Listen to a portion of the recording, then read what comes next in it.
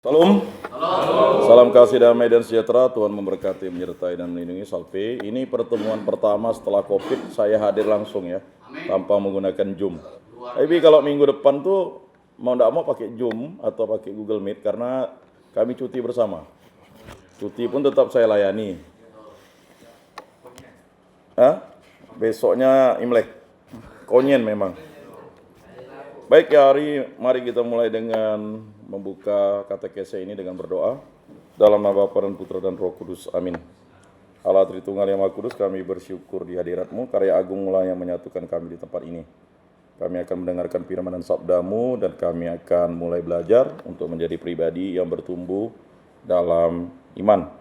Dan kami memiliki harapan yang kuat, dan kami selalu menjadi karya kasih Allah untuk mewartakan firman dan sabda-Mu dalam kondisi apapun, dalam situasi apapun. Berkatilah kami, berkatilah kawan-kawan kami, saudara-saudara kami yang ada di tempat ini. Semoga kerajaan kami tidak kendor, roh kami bernyala-nyala, dan kami tetap melayani Tuhan dengan berbagai macam talenta yang diberikan Allah kepada kami. Engkau tahu bahwa kami penuh kegelisahan, kekhawatiran. Kami juga berdoa bagi saudara-saudara kami yang menghadapi vonis atau yang belum mendapatkan kepastian hukum. Semoga sesegera mungkin mendapatkan kepastian hukum. Dan juga bagi kami yang sebentar lagi akan bebas, semoga kami mempersiapkan diri kami pada hari-hari ini untuk terus menumbuhkan cinta kasih Kristus kepada kami. Dan kami mau mengampuni orang-orang yang mungkin bersalah kepada kami. Dan juga kami mohon ampun atas kesalahan-kesalahan yang kami lakukan untuk orang-orang terdekat kami, terutama untuk istri, anak-anak, orang tua, dan juga saudara-saudari kami. Semua dari kami serahkan peraturan Tuhan kami Yesus Kristus yang hidup dan beraja kini dan sepanjang segala masa. Amin. Dalam nama Bapa dan Putra dan Roh Kudus. Amin. Bapak-bapak, saudara-saudara yang terkasih dalam Yesus Kristus, pada perayaan pesta Santo atau Santa Agnes ini, ya, kita sebenarnya di tahun 2025 itu, ya, umat Kristiani sedunia itu dibuka dengan yang namanya tahun komunikasi dan komunitas. Jadi tahun 2025 ini umat Kristiani itu diharapkan berkomunikasi, berdialog satu sama lain untuk berjalan bersama. Karena kita satu saudara dalam Kristus, maka kita menganggap semua orang itu saudara. Karena apa? Karena Kristus. Nah, tahun komunikasi atau tahun rahmat ini, ya, apalagi di tahun jubileum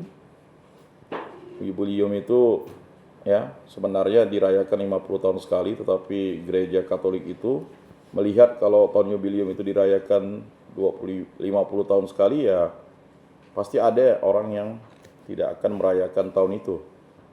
Ya, 25 tahun saja itu cukup panjang, apalagi 50 tahun sekali.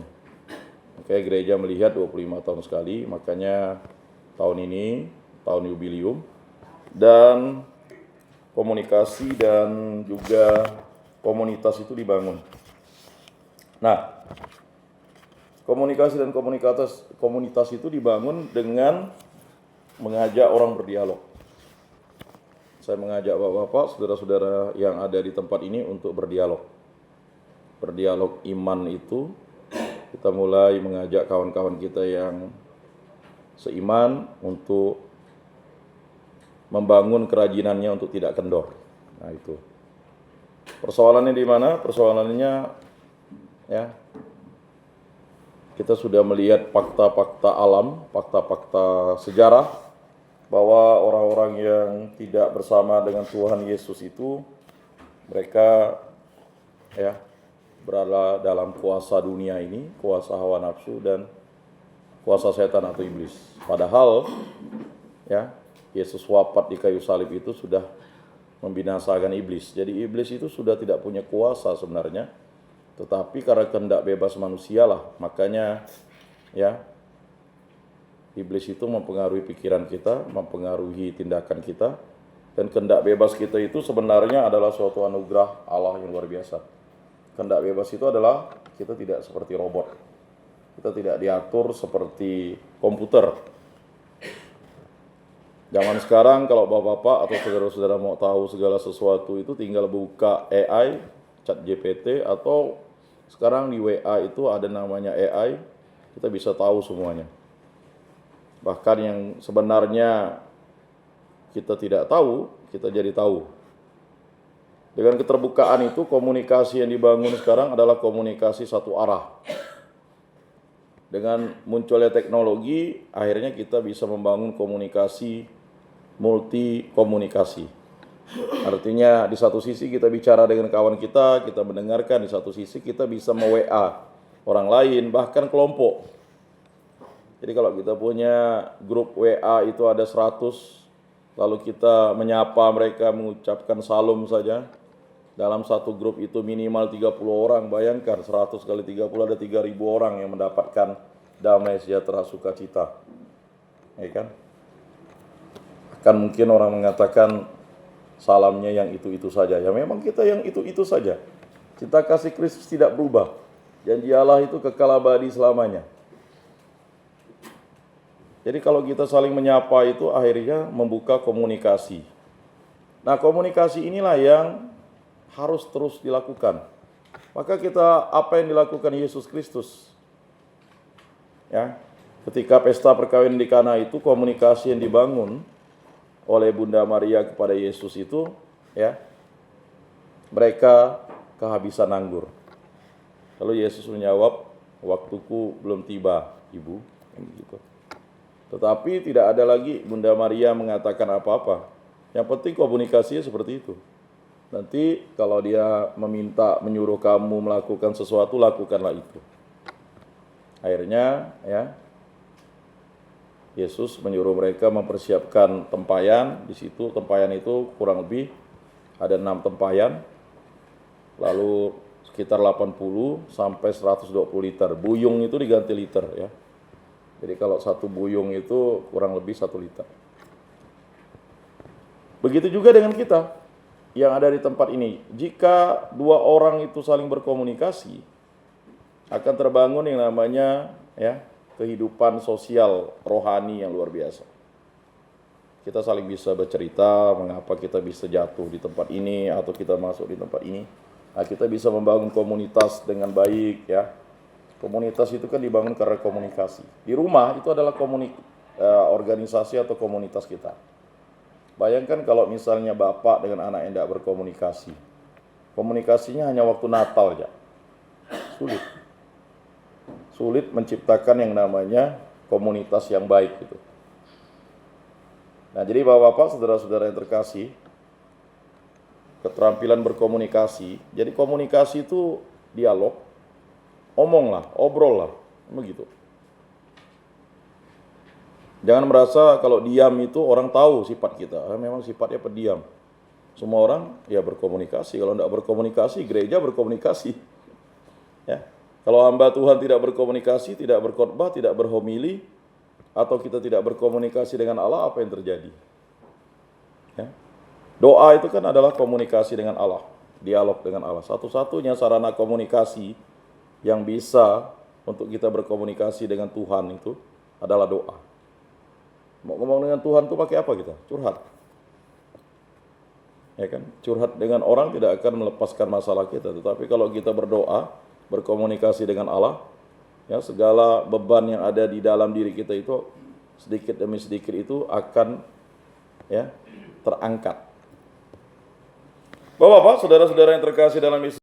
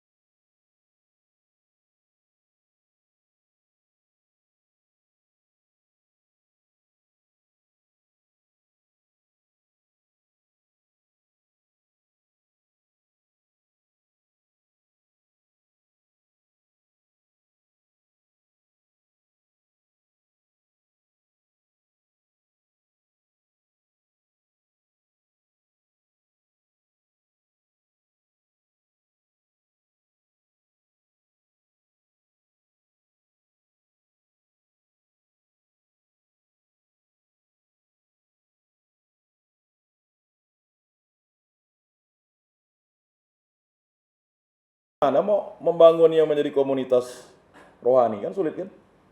Tapi kalau misalnya komunitas, ya kan, dialog iman misalnya, atau komunitas cinta kitab suci, ya kan? Tetapi lama-lama ketika misalnya cinta kitab suci yang lalu cinta kepada perempuan, ya ujung-ujungnya bisa beralih ke komunitas duniawi. Nah ini. Jadi mempertahankan komunitas rohani itu sangat sulit kalau tidak bersandar kepada Tuhan Yesus. Jadi Bapak-bapak, saudara-saudara yang terkasih dalam Yesus Kristus, ya. Katekese itu kan sebenarnya ya pewartaan yang disampaikan oleh gereja kepada kita, tujuannya supaya kita paham bahwa firman dan sabda Tuhan itu itulah yang menjadi hidup kita. Menjadi jalan kita, menjadi kebenaran kita. Memang kalau semuanya dibahas pakai firman dan sabda Tuhan itu tidak nyambung. Misalnya kita jualan. Jualan ini ya, saya cari untung ini 100% karena kehendak Kristus. Terkadang kalau orang yang ekonomisme, sekarang kan ada paham masuk di setiap orang beriman tuh ekonomisme. Jadi orang yang dihargai itu adalah orang yang memiliki ekonomi atau uang yang lebih banyak menyumbang ketimbang orang yang memiliki waktu dan tenaga. Kalau yang memiliki waktu dan tenaga itu siap-siap tidak pernah disinggung-singgung ya. Karena memang waktu dan tenaga kita itu sama. Tetapi justru yang memiliki waktu dan tenaga itulah yang memiliki kontribusi besar pada pembangunan iman rohani selama ini. Bagaimana gereja itu bertumbuh 2000 tahun itu ya karena komunikasi dan ya kehendak Allah yang terjadi.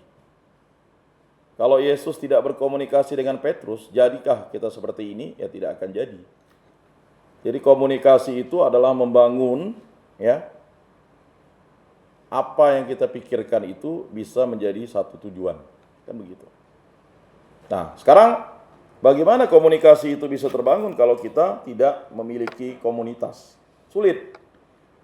Ya, bapak-bapak, saudara-saudara masuk di tempat ini sudah melihat bangunan gereja yang ya saya pikir di tempat seperti ini udah sangat bagus. Coba kalau bapak-bapak perhatikan atau saudara-saudara perhatikan di kampung bapak-bapak atau saudara-saudara, jangankan di Tebas. Ya. Gerejanya penuh dengan tai cicak, tai tikus, bahkan ada yang bisa sampai tai sapi, tai babi.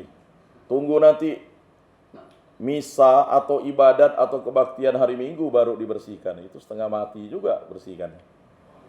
Ya. Dan banyak gereja-gereja kita tidak memiliki listrik.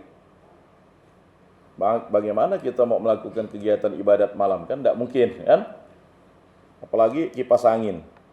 Boro-boro kipas angin ya kan? Pintu jendelanya tidak punya. Nah, saya ingat di Sanggoledo tuh, paroki Sanggoledo menjadi paroki itu karena waktu itu ada yang dari Sanggoledo kan di sini? Tidak ada ya? Kalau ada yang dari Sanggoledo, dari Seluas ada kali ya? Ada yang dari Seluas ya? Seluas Katolik Pak? Oh Kristen ya. Jadi kalau Sanggoledo itu waktu tahun 2000 itu gerejanya kecil, masih stasi. Lalu ada keinginan menjadi paroki. Lalu apa yang terjadi? Ya. Ketika bapak saya itu menjadi panitia Natal, langsung ngadap Monsinyur. Monsinyur, sepertinya Monsinyur ini perayaan Natal sekaligus ya menjadikan stasi Sanggoledo itu menjadi paroki. Bayangkan. Gerejanya itu baru setengah, batu bata. Gerejanya batu bata. Belum dicat, belum apa semuanya, ya pokoknya serba darurat lah ya. Gereja lamanya itu masih kecil, lalu ya ada komunikasi dengan pimpinan umat seperti itu. Ya kan? Itu tadi membangun komunikasi, karena komunikasinya bertahun-tahun. Ya. Jadi ketika orang itu membangun komunikasi dengan pimpinan gereja itu bertahun-tahun. Jadi hal itu bukan karena ekonomi, bukan karena modal. Oh saya punya uang 1 miliar saya mau bangun gereja. Bisa terbangun bentuk fisiknya, tetapi komunikasi dengan umat itu jalan enggak? Sulit. Nah akhirnya pada Natal itu sekaligus Monsinyur ada, langsung diresmikan. Umat di situ merasa pesimis. Gimana nanti gereja kita ini tidak seperti gimana, belum siap ini. Ya, tidak ada barang itu tidak siap. Petrus dipilih Yesus itu, di atas batu karang ini akan kudirikan jemaatku dan kuasa maut tidak akan menguasainya. Jadi Bapak-Bapak, saudara-saudara yang terkasih, siap tidak siap, Bapak-Bapak ini adalah gereja dalam huruf kecil yang akan berkarya di masing-masing tempat Bapak-Bapak, saudara-saudara. Jadi membangun komunikasi itu sangat penting. Di sel atau di kamar Bapak-Bapak kalau tidak berteguran dengan kawan itu susah. Baiklah kita membangun komunikasi, berdamailah kita supaya kawan kita itu tidak melaporkan kita tentang hal-hal yang aneh-aneh. Kan ada kata Yesus tuh, kalau kamu bermusuhan berdamailah kamu dengan musuhmu itu, biar kamu seiring berjalan bersama, supaya musuhmu itu tidak melaporkan kamu kepada pejabat atau melaporkan kamu kepada aparat hukum. Karena kita udah berdamai. Nah, komunikasi itu dibangun karena adanya komunitas ini. Ini komunitas kita ini. Jadi komunitas ini dibangun bukan karena kehendak kita, tapi karena kehendak Kristus. Kita yang percaya kepada Kristus sebagai Tuhan dan Juru Selamat, mau Katolik, mau Kristen, mau Protestan, mau Ortodok, mau Anglikan, ya masuk di sini lah dia. Ya. Ya kan gereja Ekumene, gereja bersama untuk memuji dan memuliakan Tuhan. Ya untuk ritusnya ya masing-masing lah, saling menghargai dan saling menghormati ya. Tetapi firman dan sabda Tuhan yang kita sampaikan adalah sama. Walaupun misalnya gereja Kristen Protestan tidak mengakui 7 kitab, tapi kalau gereja Katolik dan Ortodok itu ya kitab Deuterokanика itu adalah kitab suci kan. Nah, Bapak-Bapak, saudara-saudara yang terkasih dalam Yesus Kristus, di tahun 2025 ini bagaimana kita memiliki gerakan komunikasi ini bersama?